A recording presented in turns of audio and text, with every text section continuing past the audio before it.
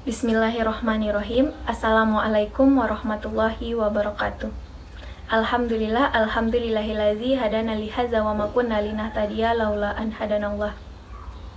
Alhamdulillah, pada kesempatan kali ini saya masih bisa membawakan hasil presentasi saya, yaitu mengenai tentang pengembangan modul IPA berbasis pendekatan SAFI, somatik, auditori, visual, intelektual untuk memberdayakan literasi sains dan sikap ilmiah peserta didik pada materi sistem gerak manusia. Presentasi ini yaitu tugas metodologi penelitian pembelajaran IPA.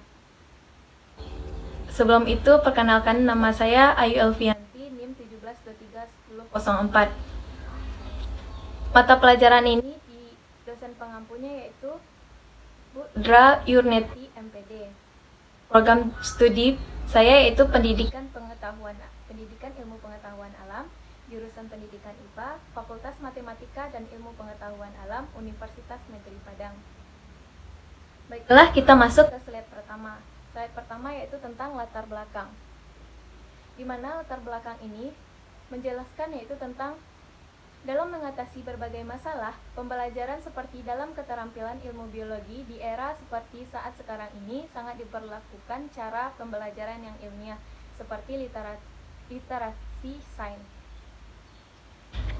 Nah, literasi sains itu adalah merupakan keterampilan yang penting dan dibutuhkan dalam era digital pada saat sekarang ini.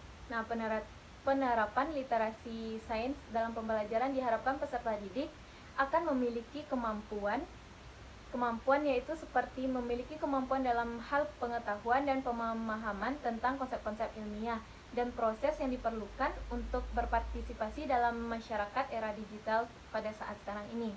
Nah, bahan ajar yang akan dikembangkan oleh peneliti saat ini yaitu bahan ajar modul berbasis pendekatan SAFI, yaitu somatik, auditori, visual, dan intelektual. Kita masuk ke slide kedua, di mana slide kedua yaitu identifikasi masalah.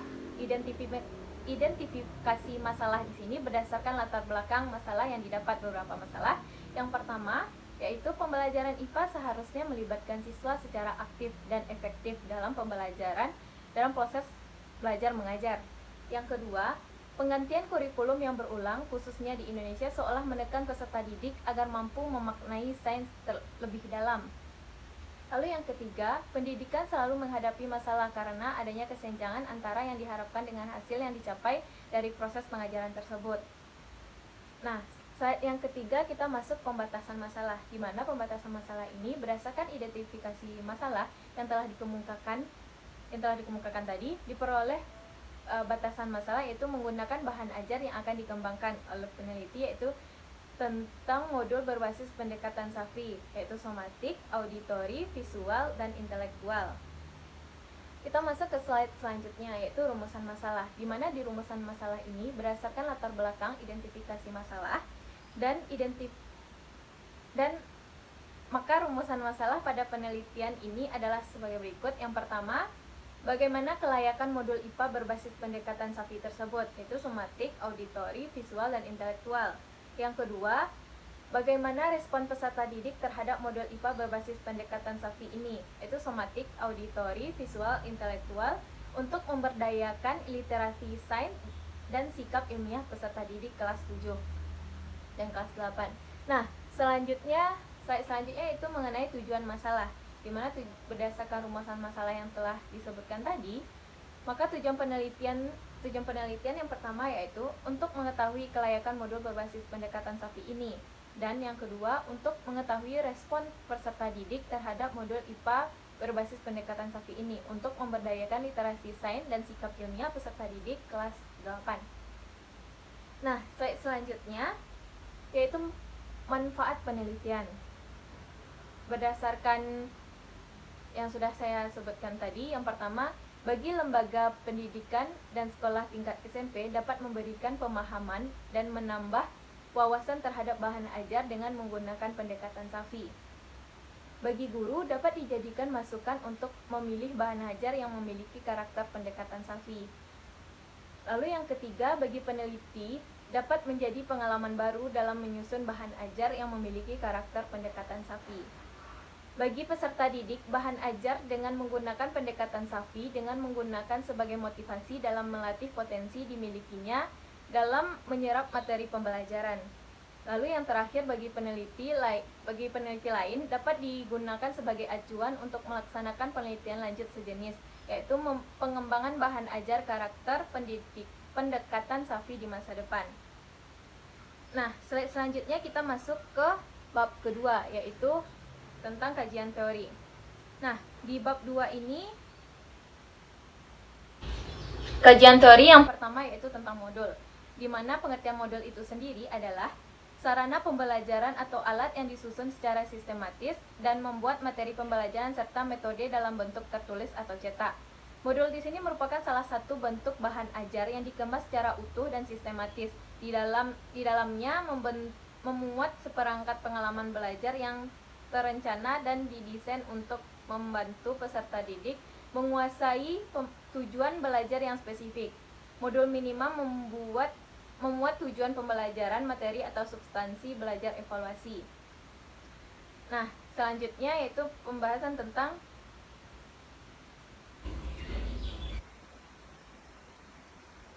pendekatan SAFI. Pendekatan SAFI ini sendiri, yang pertama yaitu pengertian dari pendekatan SAFI ini. Pendekatan SAFI ini ialah inti dari accelerated learning atau AL maupun pembelajaran yang mempercepat. AL membuat belajar sebagai kemanusiaan karena mendudukkan peserta didik menjadi pusat tujuan. Pendekatan SAFI ini searah dengan anggapan accelerated learning atau AL. Nah, pendekatan SAFI ini merupakan belajar berlandasan aktivitas, ialah bergerak aktif secara fisik masa belajar, menggunakan indera sebanyaknya dan melakukan seluruh tubuh atau pikiran terlibat dalam prosedur belajar. Nah, langkah-langkah pembelajaran pendekatan SAFI yang pertama yaitu persiapan, di mana tujuan tahap persiapan ialah menimbulkan minat para peserta didik, memberikan mereka perasaan positif mengenai pembelajaran. Lalu yang kedua, penyampaian, di mana tahap ini bertujuan membuat peserta didik menemukan materi belajar yang baru dengan cara yang menarik, relevan, dan menyenangkan. Yang ketiga, pelatihan, di mana bertujuan untuk membantu peserta didik mengintegrasikan serta menyerap dan keterampilan baru dengan berbagai cara.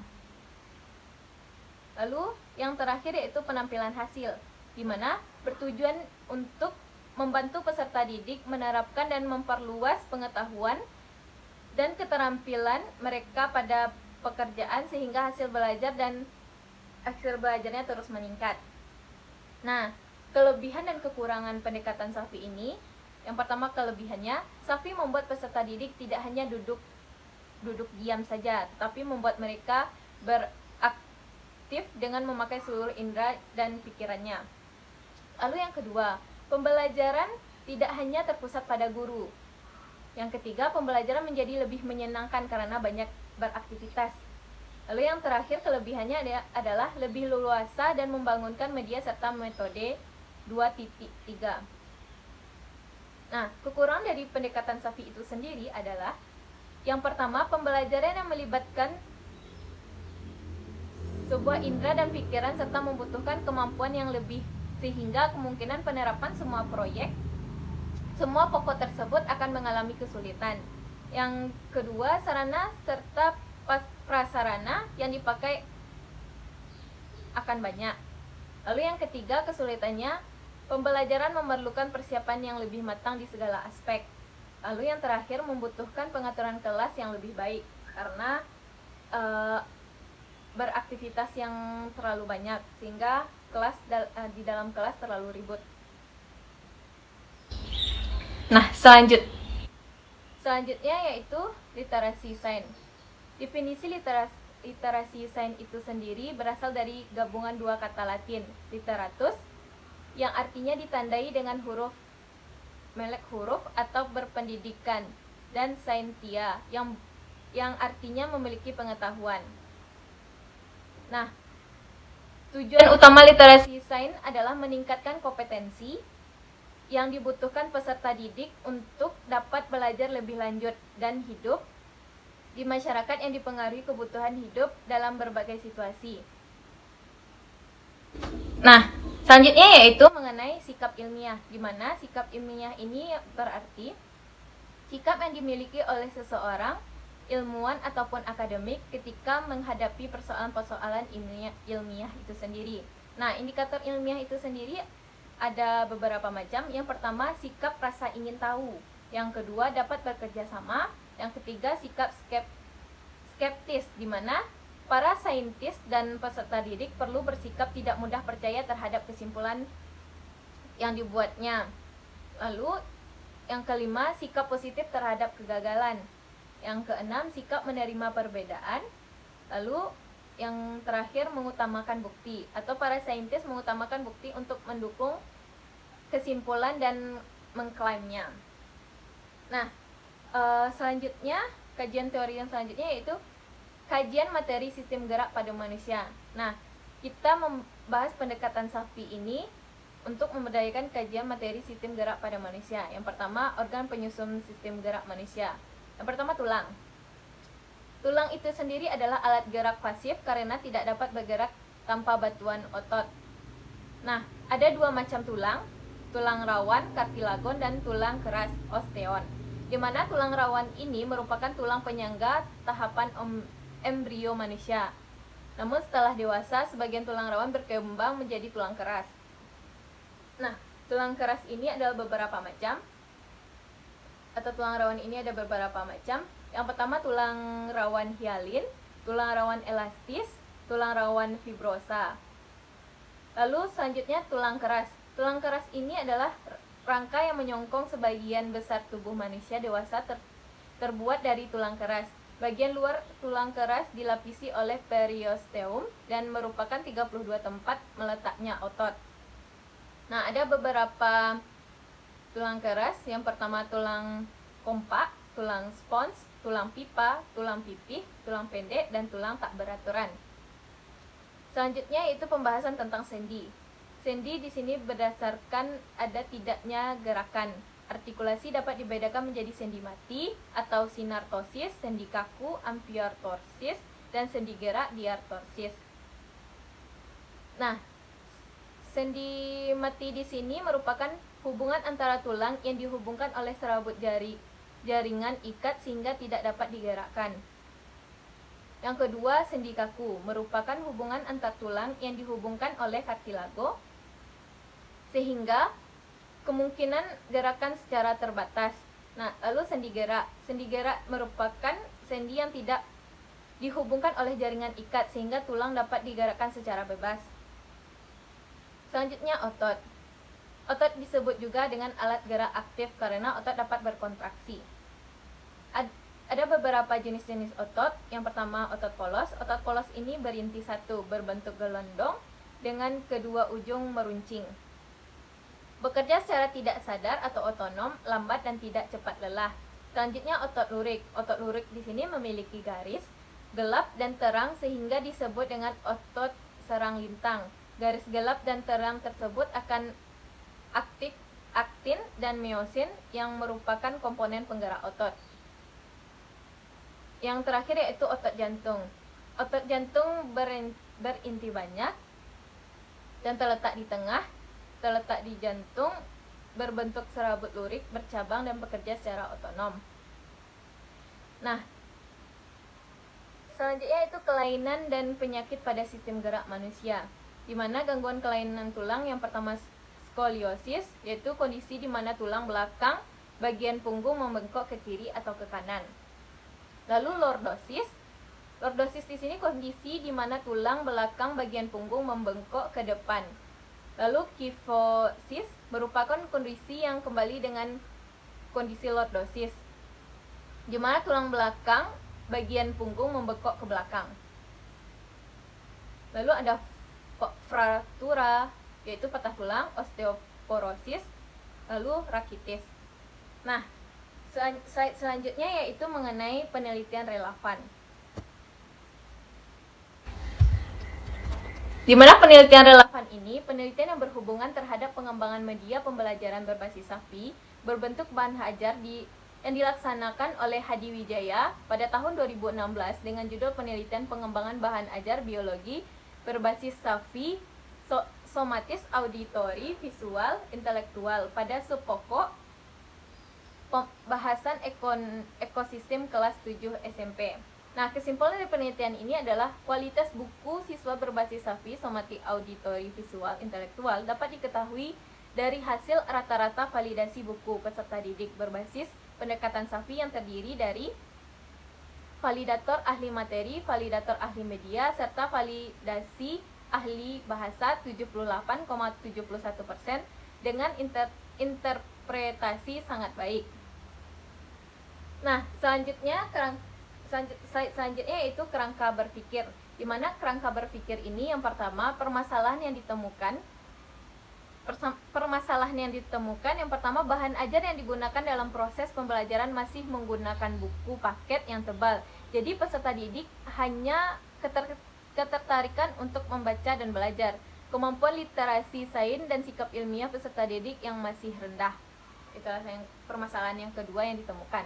Lalu solusinya, membuat produk berupa bahan ajar IPA berbentuk modul pada materi sistem gerak manusia kelas 8 SMP. Hasil yang diharapkan nantinya, modul berbasis pendekatan SAFI dapat memberdayakan literasi sains dan sikap ilmiah peserta didik. Slide selanjutnya yaitu metode penelitian, di mana jenis penelitiannya yang digunakan adalah penelitian pengembangan research and development. Riset dan development ialah metode penelitian yang digunakan demi menciptakan produk tertentu serta mengetes keefektifan produk tertentu. Untuk bisa menciptakan produk tertentu digunakan penelitian yang bermanfaat di masyarakat luas, hingga diperlukan penelitian demi menguji produk tersebut. Nah, selanjutnya yaitu prosedur pengembangan, di mana prosedur pengembangan ini dilaksanakan atas penelitian hanya sampai pada tahap yaitu potensi masalah, pengumpulan data, desain produk, validasi desain, lalu revisi desain, uji coba produk, dan revisi produk. Nah, di sini saya akan menjelaskan satu-satu, di mana potensi masalah itu sendiri adalah dalam penelitian ini yang ada di lapangan dapat dimanfaatkan seperti referensi pengembangan produk penelitian. Lalu pengumpulan data, langkah dari pengumpulan data ini yaitu mengumpulkan fakta yang nantinya bisa dipakai sebagai bahan buat merancang produk yang diinginkan, akan menangani persoalan yang tertera.